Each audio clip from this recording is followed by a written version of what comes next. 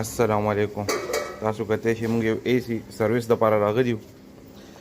د دې اے سی د کس له چې موږ رالو زموږ د اے سی کولینګ نه کوي. نو زه تاسو ته ښیم چې آیا ستاسو د اے سی ګان د څه د وجې نه کولینګ نه کوي. تاسو وګورئ په خپله هم کتی شئ. دې چې موږ رالو د دې کله موږ دا بره کیس کولاو کړو د دې د فلټر وګورئ. فلټر خو اول ډېر زیات اسقا دي.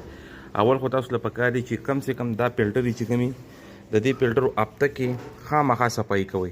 د دې فلټر د وجې نه دا لاندې اپریټر څخه کېږي. د اپریټر نه د دې فلټر د وجې نه دا اپریټر څخه کېږي. نو بیا به کولینګ نه کوي.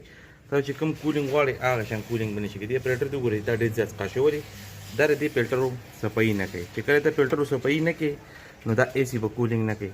تاسو بل د دې بلوډ هم کتی شئ. دا بلوډ تاسو وګورئ. دا بلوډ هم ډېر زیات څخه دی. ولې دا د دې فلټرو زه بار فلټر په دې یادوم چې فلټر خامخا تاسو په هفته کې یو پیره صفا کوئ نو تاسو ته به دا تکلیف نه وي. نو اے سی به ستاسو 5-6 کاله ښه ښکلی چلېږي. صفایي ته به اجت نه وي.